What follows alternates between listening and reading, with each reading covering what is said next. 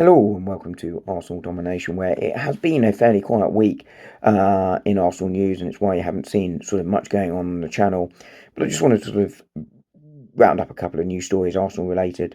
I mean, the first things first are that Gabriel Martinelli, a worthy winner of Player of the Month this month, could have been a few players, but I think he's a worthy winner, and it would have done his confidence a world of good with his performances this month. Um, and Martin Zubimendi winning goal of the month for that stunning volley he scored. But the other sort of big news is, and it's sort of partly this week, partly last week, is the contract renewals are very high up on Andrea Berta's agenda. Arsenal not expected to be as busy in January transfer window. I don't think they have the money for it if they wanted to comply with the rules, unless there was a big exit.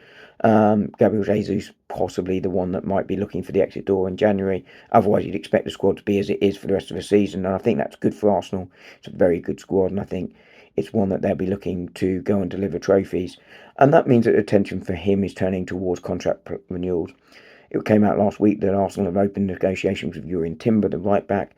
I think that's really excellent news. He's been fantastic for Arsenal since he signed. Good to see him being tied down, and there's increasing confidence that Bukayo Saka's contract renewal is close, and this comes on the back of William Saliba and others signing contract extensions. Now that comes with pressure. Arsenal are going to need to win and deliver trophies if they are to keep these players.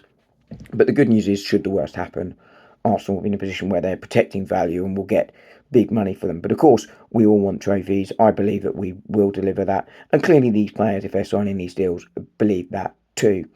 And that's why so many of them are signing these deals. I mean, it helps, of course, that they're being given good pay rises, as David Raya discovered in the summer. So Andrea Berta, that's very much his focus, and I think that's a good thing for Arsenal. The other thing, sort of Arsenal related, but really sort of Premier League related, was the comments of, I think it was Anthony Taylor, the referee, talking about VAR.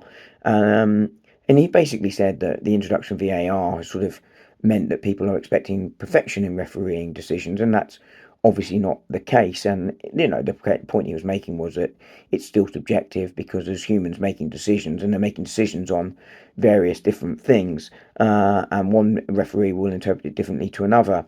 And I think there's some legitimacy in that. I think it's why you can see two similar decisions be refereed very differently on the same day, or even in different weeks by the same referee. But what I don't think it gets away from is the fact that the standard of refereeing at the moment isn't great in the league. VAR is interfering too much from my point of view. I have no problem with VAR. I'm supportive of it, but it is being overused at the moment. And I think these comments, whilst correct, shouldn't detract from the conversation about refereeing standards. I'll speak to you soon.